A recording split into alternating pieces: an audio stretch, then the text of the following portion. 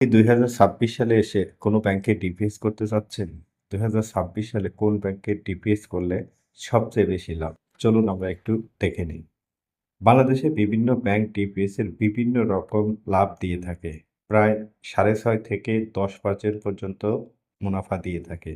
যেমন ব্র্যাক ব্যাংকে ৫ বছর ডিপিএস এর 9%, ট্রাস্ট বাংলা ব্যাংকে ৯.২৫% আর মিসওয়াল ট্রাস্ট ব্যাংকে ৯.৫০% পর্যন্ত মুনাফা হতে পারে। এদিকে ইসলামী ব্যাংক মুদারাফা ডিপিএস এর রেট ৭ থেকে ৮% পর্যন্ত হয়ে থাকে। ২০২৬ সালে বাংলাদেশের সেরা ৭ ব্যাংকের ডিপিএস এর মুনাফার পার্সেন্টেজ উল্লেখ করব। এখান থেকে আপনি খুব সহজেই নির্বাচন করে নিতে পারবেন কোন ব্যাংক আপনার জন্য সেরা। তাহলে চলুন শুরু করছি। তো শুরুতেই রয়েছে ব্র্যাক ব্যাংক। এখানে ডিপিএস এর মেয়াদকাল হচ্ছে ৩ বছর, ৫ বছর এবং ১০ বছর।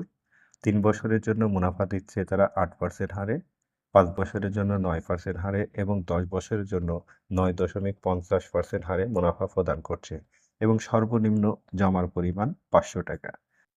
দ্বিতীয়ত রয়েছে সিটি ব্যাংক। এখানে ৩ বছরের জন্য তারা মুনাফা দিচ্ছে ৭.৫০%, ৫ বছরের জন্য ৮.৫০% এবং ৯ বছরের জন্য এবং ১০ বছরের জন্য ৯% হারে এবং সর্বনিম্ন জমার পরিমাণ হচ্ছে ৳১,০০০। ৩ নম্বরে রয়েছে ট্রাস্ট বাংলা ব্যাংক। এখানে ৩ বছরের জন্য তারা মুনাফা দিচ্ছে ৮.২৫%, ৫ বছরের জন্য ৯.২৫% এবং ১০ বছরের জন্য ৯.৭৫% এবং সর্বনিম্ন জমার পরিমাণ হচ্ছে ৳৫০০। ৪ নম্বরে রয়েছে ইসলামী ব্যাংক বাংলাদেশ। এখানে ৩ বছরের জন্য তারা মুনাফা দিচ্ছে ৭% হারে, ৫ বছরের জন্য ৮% হারে, ১০ বছরের জন্য ৮.৫০% হারে এবং সর্বনিম্ন জমার পরিমাণ হচ্ছে ৳৫০০। ইস্টার্ন ব্যাংক পিএলসি এখানে ৩ বছরের জন্য মুনাফা দিচ্ছে ৭.৭৫% হারে, ৫ বছরের জন্য ৮.৭৫% হারে এবং ১০ বছরের জন্য ৯.২৫% হারে এবং সর্বনিম্ন জমার পরিমাণ হচ্ছে ৳১,০০০। মিউচুয়াল ট্রাস্ট ব্যাংক ৩ বছরের জন্য মুনাফা দিচ্ছে ৮.৫০%, ৫ বছরের জন্য ৯.৫০% এবং ১০ বছরের জন্য ১০% হারে মুনাফা দিচ্ছে এবং সর্বনিম্ন জমার পরিমাণ হচ্ছে ৳৫০০।